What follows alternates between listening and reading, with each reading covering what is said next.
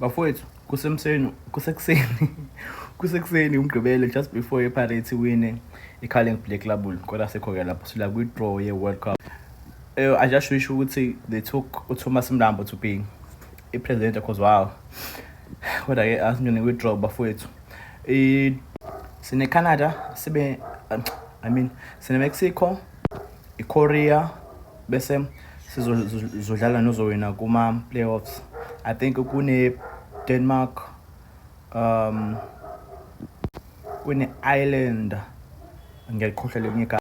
So sidlala igame yokuqala nama-host. Ngiyibukile bafethu kancane amagame eMexico because wow, just before singene lapha, I want to thank i-team lekhona njengamanje. I've never watched it draw i-World Cup and I've never been interested kuyona because iBafana Bafana was not there. Njengamanje sikwazi ukubuka i-draw, sesikwazi ukubona noma-pods. Like it's so interesting.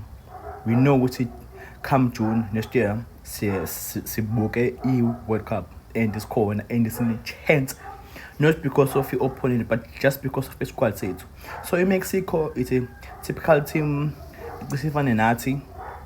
Ngingasho ukuthi in Korea because they use skill and pace than using physique or like your typical European team where they will have a tall striker cross. No, Mexico will play a 5-5. Mangithi a 5-5 is mangabe beqala ibhola, ama wing back abo will come in basically ngisibonelo ngeSundowns, basically umdawu ngeBafana Bafana umdawu wenomodiba will come in ngaphakathi ukuba ama holding, bese kuba khona uMbowa mhlawumbe noSibisi benze i4 and then one mhlawumbe central mid could be 5 and then you'll see ama holding abo progressing to the next stage of the number boxing. So badlala nge like ba pressure high and bane technique, but remember ukuthi ba qualify because ama host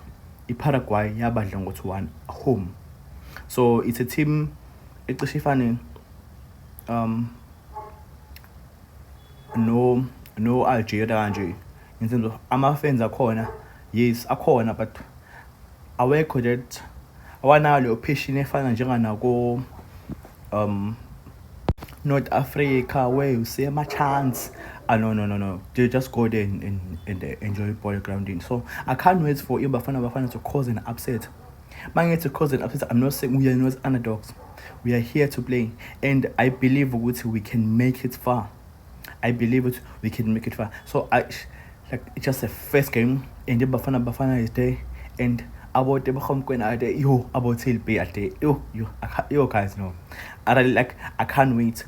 And I'm cool and I believe Bafana will progress. Like I believe. So one thing Gemina Engi Eja, good team must go there and play South African way. They game in Mexico. The only game that we really need to get a point. And then Korea it's tough before it's tough. Korea,